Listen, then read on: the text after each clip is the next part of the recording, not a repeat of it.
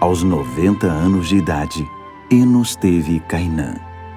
Depois do nascimento de Cainã, Enos viveu mais 815 anos e teve outros filhos e filhas. Ao todo, ele viveu 905 anos e depois morreu. Olá, bem-vindos. Este é o Comentário Bíblico João 8:32. É um grande privilégio iniciarmos mais um estudo hoje. Sem dúvida. Hoje propomos-nos a mergulhar num dos textos mais antigos e, à primeira vista, mais enigmáticos das Escrituras. E que muitas vezes passa despercebido, não é? Completamente. Nós vamos centrar a nossa atenção no livro de Gênesis, no capítulo 5, mais concretamente num pequeno trecho que compreende os versículos 9 a 11. Ora bem, E para que o contexto fique claro desde o primeiro momento, eu vou passar a ler o texto sagrado na sua íntegra. Diz o seguinte: Aos 90 anos de idade, Enos teve Cainã. Depois do nascimento de Cainã, Enos viveu mais 815 anos e teve outros filhos e filhas. Ao todo, ele viveu 905 anos e depois morreu. pois, ao depararmos com um registro destes, a tendência natural de quem lê a Bíblia é acelerar a leitura. Quer dizer, passar os olhos por cima. Exatamente, há uma sensação inegável de estarmos perante um mero documento de arquivo. Uma listagem burocrática de genealogias que parecem não ter, digamos, qualquer aplicação prática para nós hoje. São nomes difíceis, idades que desafiam a nossa compreensão moderna. E um ciclo que parece nunca mais ter fim. Nascer, gerar, morrer. Mas a nossa missão nesta exploração aprofundada, no entanto, é contrariar essa pressa. Fazer uma pausa, não é? Fazer uma pausa e desvendar a profunda arquitetura teológica que sustenta cada palavra destes versículos.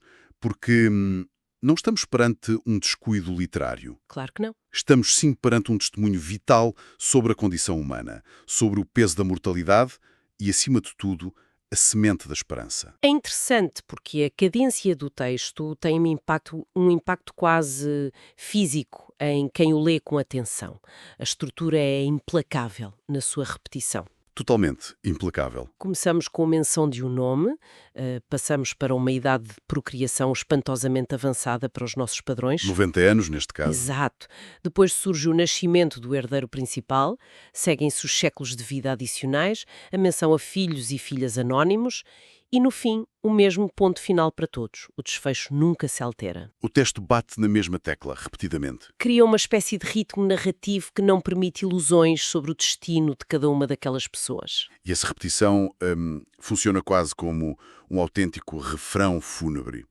O contraste aqui é absolutamente gritante e intencional por parte do autor. Como assim? Um contraste? Porque, por um lado, temos uma vitalidade humana extraordinária.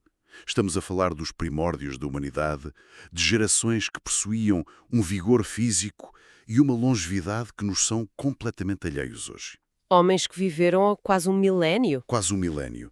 Mas, por outro lado, por maior que fosse essa longevidade, o somatório de todos esses séculos deságua sempre nas mesmas 3 palavras. E depois morreu. E depois morreu. O teólogo Klaus Westermann, na sua obra Gênesis 1 a 11, lança uma luz fascinante sobre este aspecto. Ele defende que esta padronização literária transforma uma simples lista familiar numa declaração teológica demolidora. Porque a morte tornou-se uma parte integrante. Sim, a morte, a partir daquele momento trágico no Éden, tornou-se a característica mais definidora e inescapável da experiência humana. E a leitura que o Westermann faz obriga-nos, de certa forma, a olhar para as consequências do Éden com outros olhos. Porque muitas vezes a narrativa da queda, ali nos capítulos 2 e 3 de Gênesis, é vista como um evento distante. Quase como uma lenda de origem na mente de alguns. Pois. Mas o capítulo 5 vem provar o contrário. A sentença ditada no jardim não foi uma alegoria ou um castigo temporário. Ela continuou a operar de forma letal. E de forma ativa em cada geração. A humanidade expandia-se, construía, descobria o mundo, plantava e colhia, mas a sombra da mortalidade acompanhava-os sempre. E depois morreu. O autor está a documentar a eficácia implacável do juízo de Deus sobre a rebelião humana. É verdade. A genealogia serve exatamente como a prova documental dessa realidade. Nas literaturas do Antigo Oriente Próximo, as listas genealógicas serviam habitualmente para exaltar a grandeza de um rei. Para legitimar o poder, não é? Sim, legitimar o poder de uma dinastia ou até para reivindicar uma origem quase divina. Mas o texto de Gênesis subverte essa lógica por completo. A genealogia aqui não está a exaltar a grandiosidade inatingível destas figuras patriarcais. Pelo contrário, está a nivelá-las. Não importa se viveram 900 anos. Nem se acumularam séculos de sabedoria. O limite da sua soberania esbarra sempre na morte. É uma forma de dizer que o ser humano carrega uma falha estrutural fatal, herdada dos seus primeiros pais. E isso abre a porta para explorarmos um detalhe extraordinário sobre a figura central destes versículos de hoje, o patriarca Enos. Porque quando escavamos o significado etimológico do nome Enos, deparamos com uma raiz que transmite a ideia de homem frágil. Homem frágil ou fraco, sim. Ou mortal. É uma designação carregada de vulnerabilidade e o contexto torna isto ainda mais rico. Se recuarmos um pouco, ao final do capítulo 4, o versículo 26 indica que foi precisamente nos dias de Enos que se começou a invocar o nome do Senhor. É um pormenor belíssimo. É, não é? A linhagem que decide adorar o Criador é a mesma linhagem que ostenta, no seu próprio nome, a marca da fragilidade. A ligação entre esses dois factos é a espinha dorsal de qualquer espiritualidade genuína. A verdadeira adoração não nasce da percepção da nossa força, mas sim do reconhecimento claro da nossa limitação. Da nossa total dependência de Deus. Exatamente. Ao chamar o seu filho de Enos, Sete estava, no fundo, a fazer uma confissão de fé e uma declaração sobre a natureza humana. Especialmente quando vemos o contraste com outra linhagem. A linhagem de Caim. Sim, a linhagem de Caim, que procurava desesperadamente afirmar o seu próprio poder, através da construção de cidades, do fabrico de armas, da acumulação de bens. Mas a linhagem de Sete abraça a sua condição efêmera. Fragilidade e adoração caminham de mãos dadas. Sem dúvida. A lição teológica é profunda. A percepção da nossa mortalidade é o catalisador que nos empurra para a dependência de Deus. Sem a consciência de que somos pó e de que os nossos dias acabarão, a tendência humana é sempre a autossuficiência. E a ironia de tudo isto é que a cultura contemporânea faz exatamente o oposto. Há um esforço contínuo para esconder a fragilidade. Esconder a todo o custo. As falhas, o envelhecimento, a doença, a própria ideia da morte, tudo isto é higienizado e afastado do olhar público. Mas Enos e a sua descendência ensinam-nos que esconder a vulnerabilidade é fechar a porta ao sagrado. Nem mais, todos a si mesmos, mas decidiram invocar aquele que é eterno. Usaram o tempo para cultivar uma dependência diária. Em vez de uma independência ilusória. E essa constatação conduz-nos a um paradoxo temporal impressionante dentro do próprio texto. A narrativa condensa 905 anos de vida em apenas 3 versículos. É espantoso. 905 anos resumidos a 3 linhas. Pensemos no volume de acontecimentos que cabem em mais de 9 séculos. Quantas crises superadas, quantas aprendizagens, que quantidade avassaladora de experiências cotidianas foram vividas por anos. Sim, a vida inteira de uma pessoa multiplicada por 10 gerações nossas. No entanto, o texto sagrado silencia tudo isso. O registro passa ao largo de qualquer feito heróico, de qualquer habilidade técnica ou de qualquer património acumulado. O Gerhard von Rad oferece uma lente indispensável. No seu comentário a Gênesis, ele sublinha que a genealogia do capítulo 5 tem um foco estritamente histórico-redentivo e não biográfico. Ou seja, a Bíblia tem um critério de relevância completamente distinto daquele que nós utilizamos para avaliar o sucesso de uma vida. Completamente diferente. Nós pedimos currículos detalhados, biografias extensas, listas de prémios. Mas, na economia divina, a importância de uma pessoa não se mede pelo número de eventos notáveis que preencheram a sua agenda terrestre. O que verdadeiramente importa é a sua fidelidade como elo na grande corrente da redenção. É isso mesmo. E nós não está ali por ter sido um grande arquiteto ou um guerreiro imbatível. Ele está ali porque foi através dele que a promessa feita lá atrás sobre o descendente da mulher que esmagaria a serpente continuou a viajar no tempo. E a transmissão dessa promessa não era de modo algum uma tarefa passiva, pois não? Longe disso. É muito fácil imaginar esta linhagem sentada debaixo de uma árvore durante séculos, apenas à espera que o tempo passasse. Mas a realidade social e espiritual era de um conflito tremendo. Como refere a autora Ellen G. White. Exato. Na sua obra Patriarcas e Profetas, mais concretamente no capítulo 6, ela traça um quadro muito vívido das tensões daquela época.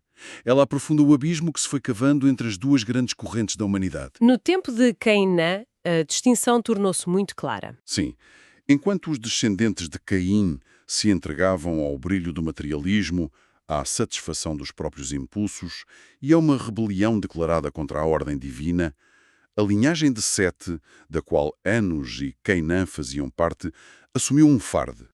O fardo de ser a guardiã do conhecimento do verdadeiro Deus no meio de uma realidade mortal. Exatamente. Trabalhavam arduamente para voltar a mente da humanidade à reverência e à obediência ao Criador. É uma dinâmica de resistência que muitas vezes nos escapa completamente ao ler estes textos, porque viver 900 anos num ambiente que se corrompe a uma velocidade vertiginosa não é propriamente um prémio.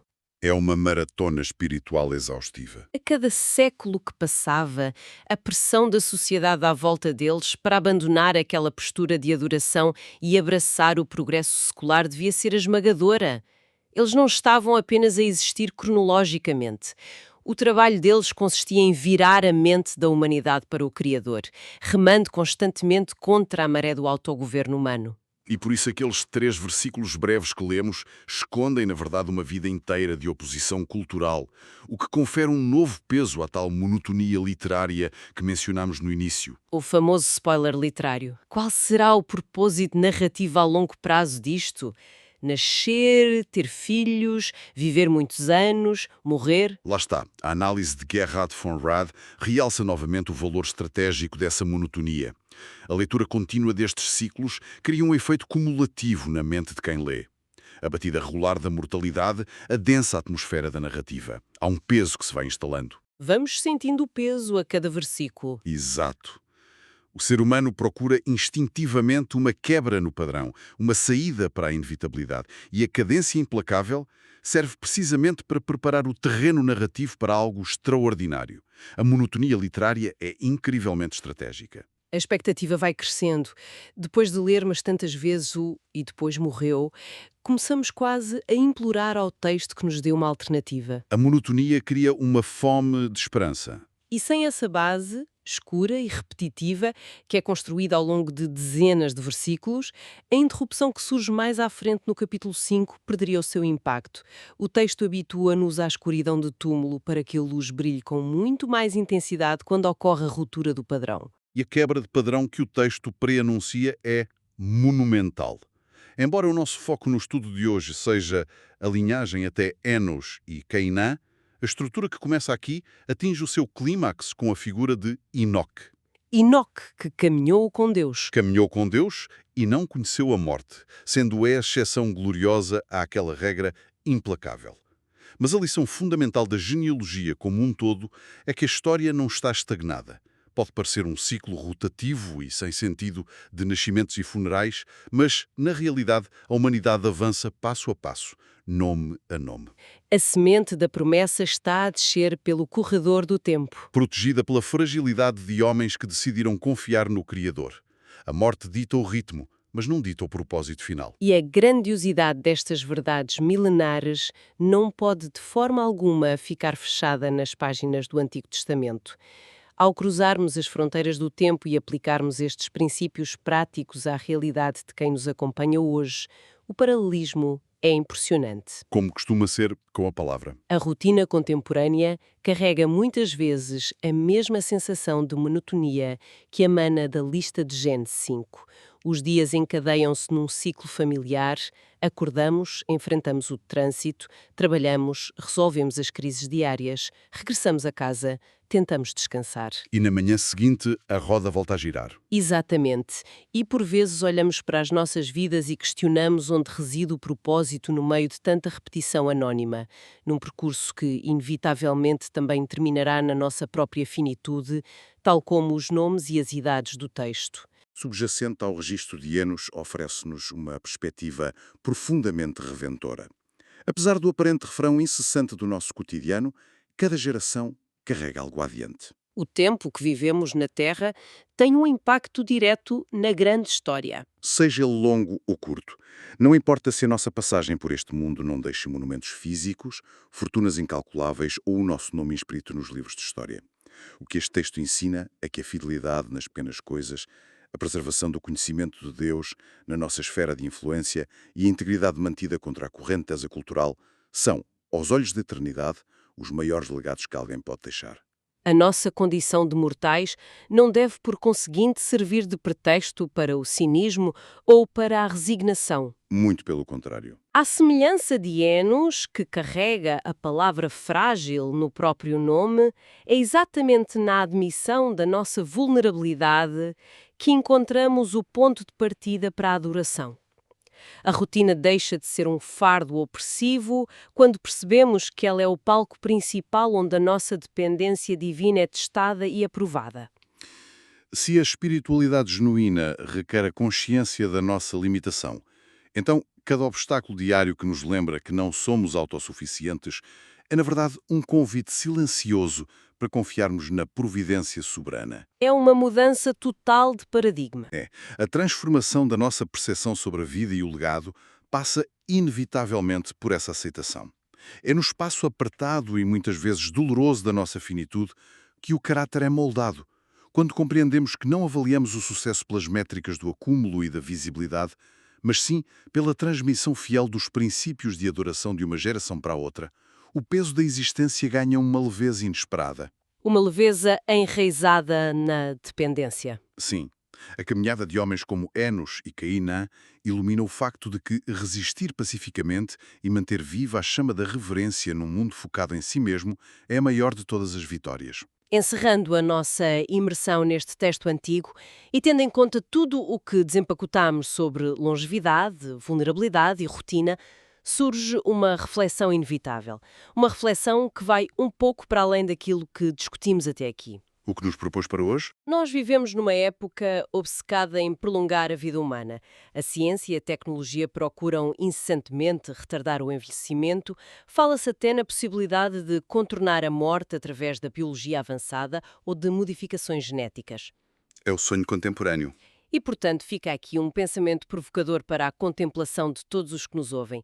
Se a ciência moderna nos oferecesse amanhã os mesmos 900 anos de vida que Enos teve, será que usaríamos esses séculos a mais para nos aproximarmos do Criador, aprofundando a nossa dependência dele? É uma questão que mexe connosco. Ou aproveitaríamos esse tempo extra apenas para construir as nossas próprias torres de autossuficiência e conforto, afastando-nos de forma definitiva da eternidade e da promessa da redenção? Perante a cadência inabalável do tempo, essa é sem dúvida a questão central com que todos nós ficamos a lidar mentalmente. Estaremos apenas a repetir os mesmos ciclos de sempre ou estaremos a construir um legado de reverência? Agradecemos o tempo dedicado a acompanhar esta exploração bíblica conosco. Que a sabedoria contida nesta antiquíssima genealogia sirva como um lembrete constante de que a nossa fragilidade é a porta de entrada para a graça. Amém. E que a passagem inexorável dos dias nos conduza não ao desespero perante a mortalidade, mas uma adoração cada vez mais enraizada e reverente àquele que detém o controle soberano sobre a própria vida. Um agradecimento sincero por caminharem conosco através destas águas profundas das Escrituras. Que a sobriedade destes versículos traga uma nova clareza à forma como cada dia é vivido. Até à próxima exploração do texto sagrado.